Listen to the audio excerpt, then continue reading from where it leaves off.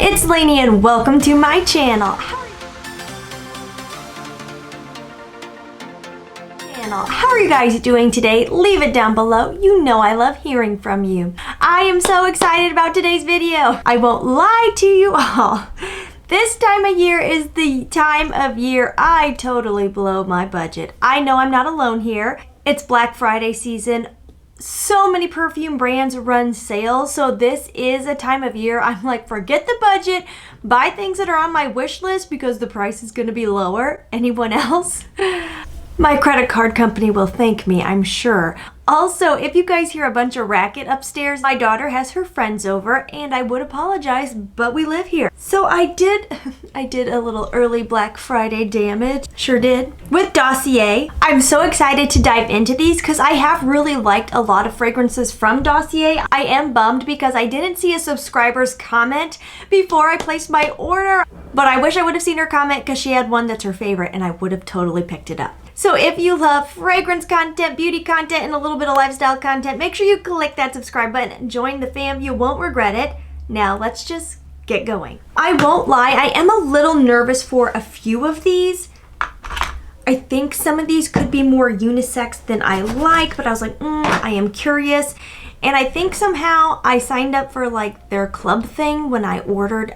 Their website's kind of weird now, I won't lie. So like keep an eye on that. It's very easy to sign up for their like scent club or subscription. I think I saved a little bit more because of it, but I can't say I necessarily wanted to be a part of the club. So first up, I'm going to start with one of their newest launches. This is Lost Americana. That is a collab with MGK. I do really like his music. I can't say I'm like a major fan, but he has a few songs I really like, and some of the advertisements kind of got me. It just looked kind of neat. But do I have a real fear that this fragrance is going to be too unisex for me? Yes, very much so. I do like that this has a different label from the others, but I honestly really like the simple aesthetic of Dossier fragrances. I like the magnetic lids, and then they're just very like sleek, but they still look nice sitting on your fragrance shelf. There is a little note here. It says, with a new smell comes new memories. Create your own nostalgia with Lost Americana. I really love that the fragrances come with a card that tells you the notes. Very cool. I feel like I don't need to say this because I have a little tiny channel, but just in case, this is not sponsored. I bought all of these fragrances, so you will get very honest reviews. So in here with Lost Americana, we have notes in the top of incense, almond, love, interesting, pink pepper. So all of that sounds really good. I don't know what love smells like. I mean, I have some ideas where my imagination goes, but like, what does that mean in actual notes? The thing that does scare me, incense, but I'm not totally against incense. Middle notes, nutmeg, myrrh, and cinnamon. I do love a cinnamon note this time of year. Base notes, vetiver, patchouli, suede, vanilla, and chocolate. The base does scare me a bit. I love the idea of those gourmand notes, but I feel like the first three, vetiver, patchouli, and suede, could make this go really masculine in the dry down. So I'm a bit nervous because that's not my forte. Let's give it a go. I'm gonna spray it right on the card, also handy. And then I can come back to it later and kind of re-smell. Oh, already? Oh, yeah. Oh, okay. I do like this. Like, this is a good fragrance, but it smells like a cologne. It's going really woody. Hold on. Let me do it on a tester just in case, like, the paper's given some type of scent. I like the opening a little bit with that pink pepper. I definitely get the pink pepper. I definitely get incense in really kind of the true like hippie incense shop type vibe, like very incensey, and I think that's going really woody in here. Honestly, this is way more masculine than I expected. MGK kind of likes to play with his feminine side, and seeing some of those notes, I thought, okay, maybe this will be like unisex, but this is straight up cologne. I feel like Lost Americana would be a very good gift for a man who loves woody, incensey fragrances. Like very masculine leaning colognes. My dad's that way. He does not want anything that smells remotely feminine or too sweet. This is truly straight up masculine cologne vibes. I do not enjoy that at all. I'm just gonna dive into Winter Kiss, that this one may not be for me either. Honestly, the whole reason I picked this up is I'm not a fan of the winter in general, but I do love scents that smell like Christmas time, so I thought maybe that's what this would be giving. And I do have some in my collection, so I don't necessarily need something Christmassy, but I was very curious. It has top notes of milky accord, clove, nutmeg, and rum. And honestly, I love a good milky fragrance when done right. Lactonic is great, but it is one of those notes that can be tricky to get right. So I was kind of like, I don't know. But I love a good spice in the wintertime, so clove and nutmeg. And then that rum, depending on what kind of rum it is, but like a sweet, spicy rum can be really lovely in a winter fragrance. Mid notes, chocolate, incense, and cinnamon. Love the idea of the cinnamon and the chocolate, as long as it's not like a bitter chocolate. And the incense, again, could be hit or miss for me. Base notes, vanilla, vetiver, and sandalwood. I love a good sandalwood dry down when it's like a smooth, creamy wood. Okay, this is better. Okay, it is better. It is better. I do like the idea here. It says, cozy up with chemistry that smells like the perfect cup of hot cocoa on a snowy winter day. Okay, I liked the opening. The opening is really smooth and a bit creamy in a milky way, but it's not overly lactonic, not giving like spoiled baby bottle. The clove and the nutmeg come in, and I do get that boozy rum note. The chocolate in here, I would say, is a bit more of a dark chocolate. And the incense, maybe I just don't like Dossier incense because it's very, very incensey. I know that sounds so silly, but like I remember, I'm a 90s kid, okay? The mall was the place to go, and they always had an incense shop, and you'd go up, and I'd always pick the ones that smelled like flirty and fruity and girly, and then there'd be the ones that are true like hippie incense, and I'd always be like, ugh. That's kind of the incense I get from Dossier. It is that, I don't hate this one at all. And this one is really a pretty good unisex fragrance.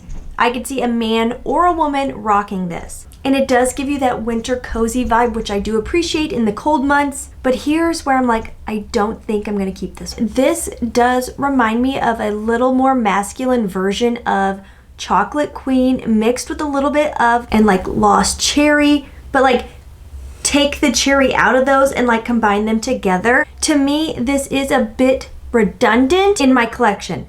And not just redundant, it's also just a little bit lackluster. I'm going to come back and smell it again over the weekend here, but right now this one is on the chopping block. I forgot I did get a sample of one I was considering getting, and then I was like, well, there's a sample, I won't get a bottle. Caramelized lavender and hazelnut. Watch this be like my favorite one, and that will be so upsetting. I love nutty fragrances. Oh, nope. There's a lot of lavender. I love the lavender in Lieb. I love the lavender in Cloud, but it's more like hidden in there. This really is a very true lavender, like a dried lavender flower. It's very, very, very earthy. I must say though, I love their sample bottles. It's generous, it's still nice, like you're still getting an experience. I do appreciate that, Dossier. Yeah. There's also something a bit spoiled in the opening, like almost like kind of spoiled, like spoiled oatmeal or something. I definitely thought with it saying caramelized, I was gonna get more sweetness, more ooey gooiness, and more hazelnut. This is almost like a green hazelnut. Okay, very glad I did not get a full-size bottle of caramelized lavender and hazelnut because I really thought that one was going to be up my alley, but I am not a fan of that. This is another one I went into knowing it could be a risk, okay? I love the idea of the Byredo brand and I love the aesthetic of it, but that price is just up there. So I was like, okay, I'm going to try the dupe. This is Ambry Vetiver, inspired by Bold Afrique. I'm sure I'm really not saying that right, but maybe I am. Top notes, bergamot, lemon, and buchu. I don't know what that is. Middle notes, orange blossom, marigold, and violet. Base notes, vetiver, amber, and cedarwood. Very lemony in the opening. Not what I'm craving this time of year, but I do love a good lemon citrus in the high heat of the summer. I do think the violet is coming out really nicely.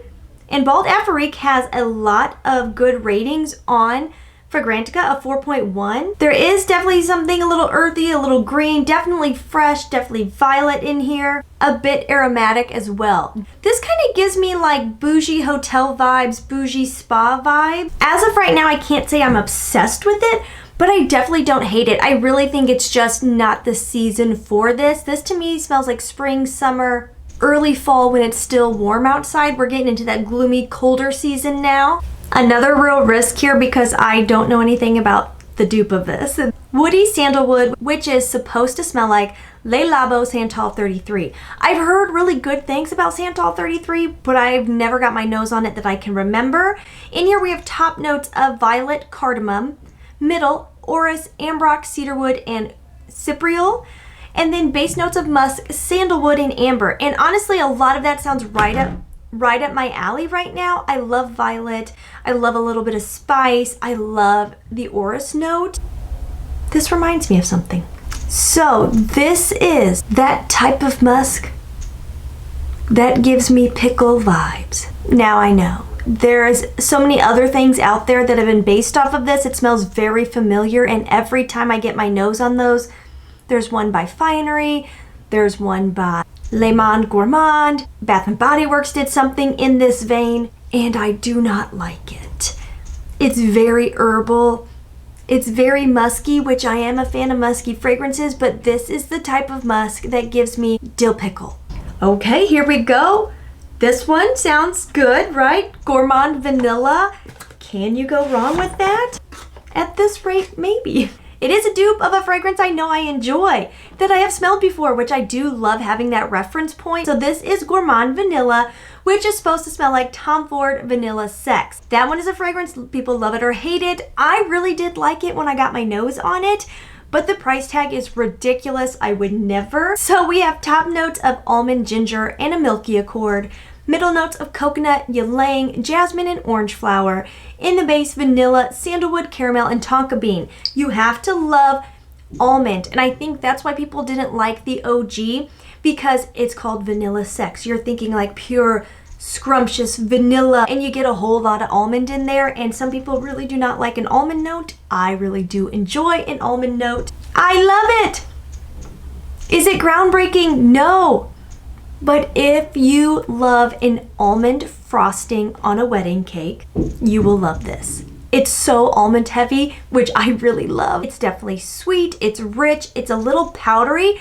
To me, it's kind of that frosting that you can almost feel that powdered sugar, you know, in between your teeth as you eat it. To me, it's just like yummy, cozy as well. Almond can really go spicy, and this has that almond and the ginger, which just makes it warm and cozy. It's so yummy, you guys. I love this. There's also something a little effervescent to it that I don't remember in the original, but I don't hate it. That kind of gives me like almond soda vibes. Like that's kind of that tingly, bubbly vibe. Okay, this one is a hit. I really love this. I think my husband will enjoy it on me as well. This was one that I kind of debated about picking up. This is Fruity Neroli, inspired by Giorgio Armani My Way. And the reason I debated is I had My Way Intense in the past, and I did not like how it smelled on me. I loved the opening, but the deep dry down of the Intense went very animalic on me, and it was just too much. It bothered me. But then one of my coworkers was wearing Armani My Way at work, and she smelled so good. And I was like, well, maybe it's just the fact it's not the intense version, and maybe that's what just didn't work for me. But it still was scary enough that I was like, I don't want to spend over $100 for a fragrance I may not love again.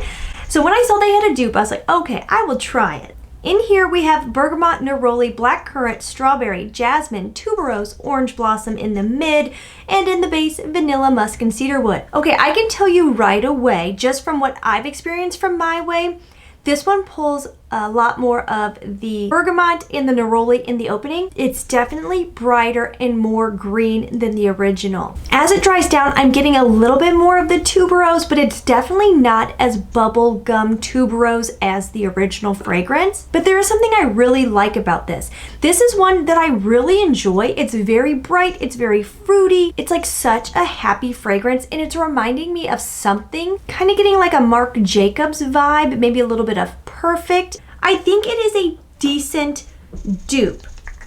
Not exact. Like if My Way is your favorite, which it is my coworker's favorite signature scent, I don't think you would be pleased with this one because it is different enough. If you're like me and you want My Way once in a while throughout the year, I think you would be okay with it.